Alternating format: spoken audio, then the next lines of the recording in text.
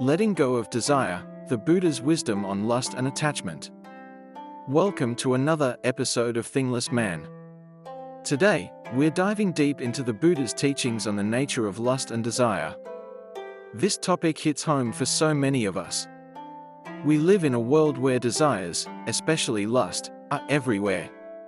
From social media feeds to everyday interactions, we're constantly bombarded with messages that stir our desires. But what did the Buddha really say about all this? And more importantly, how can his teachings help us navigate life today? The roots of desire, craving, and attachment. Buddha's teachings are timeless, especially his insight into the root causes of human suffering. One of his most profound lessons is the understanding that desire, or tan, lies at the core of our struggles. Lust, whether it's for material things, people, or achievements, is just one form of desire that keeps us locked in a cycle of craving. Think about that feeling when you really want something, a new phone, someone's attention, or even a promotion at work. You convince yourself that once you get it, you'll be happy. But once you have it, that satisfaction doesn't last long. So, you move on to the next desire. That endless craving is what the Buddha identified as a cause of suffering.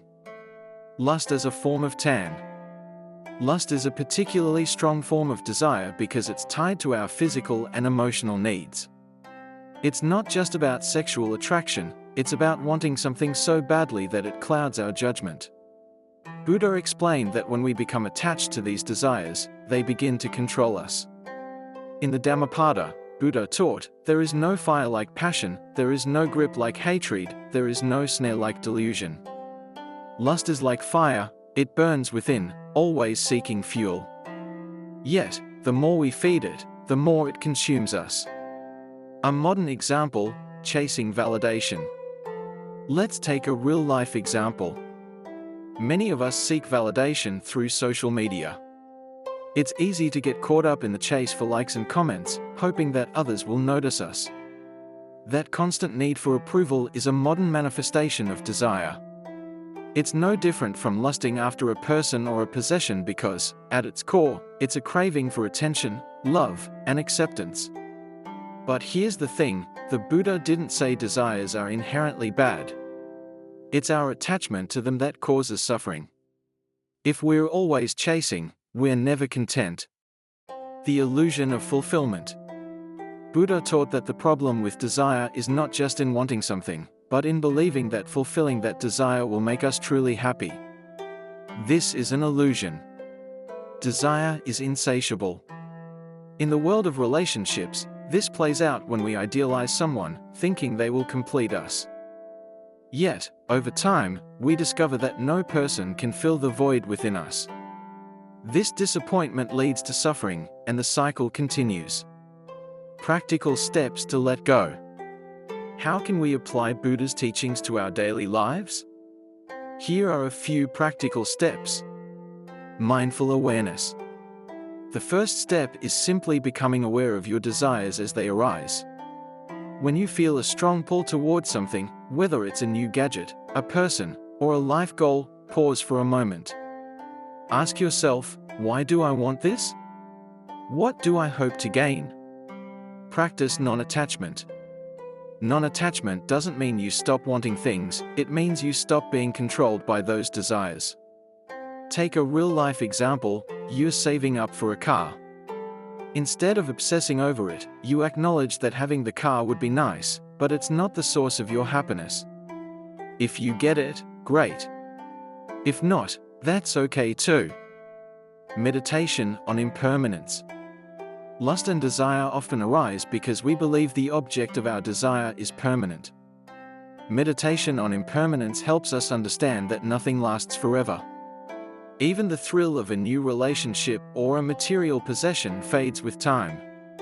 By meditating on the transient nature of things, we loosen our grip on them. Channel desire into growth. Desire, when directed wisely, can become a powerful force for personal growth. Buddha never suggested we eradicate desire altogether, but rather transform it. Instead of lusting after temporary pleasures, we can cultivate a desire for wisdom, compassion, and mindfulness. For example, if you're constantly chasing after people's approval, redirect that energy into improving yourself, learning new skills, or developing a more compassionate outlook. Lust in relationships. Buddha's teachings also shed light on how lust impacts our relationships. Lust blinds us to the true nature of others. When we're infatuated, we place unrealistic expectations on people, thinking they'll bring us everlasting joy. Over time, as those illusions fade, frustration and disillusionment set in. By practicing non-attachment, we can learn to love more freely. We love without expecting others to complete us, recognizing their imperfections without judgment. This kind of love is based on understanding and compassion, rather than lustful craving. The middle way. Finally, it's important to remember Buddha's teaching on the middle way, finding balance.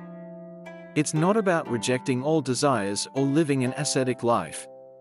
It's about finding that balance where we can enjoy life's pleasures without being enslaved by them. It's about knowing when to indulge and when to let go.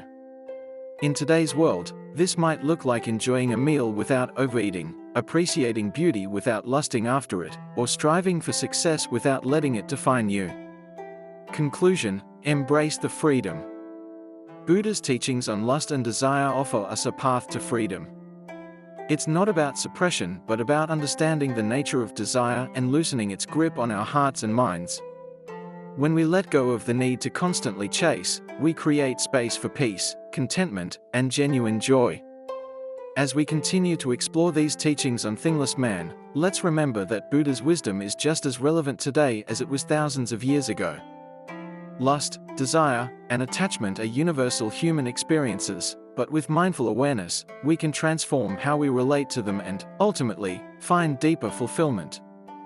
Thank you for joining us today, and until next time, stay mindful, stay free, and remember, true happiness is within.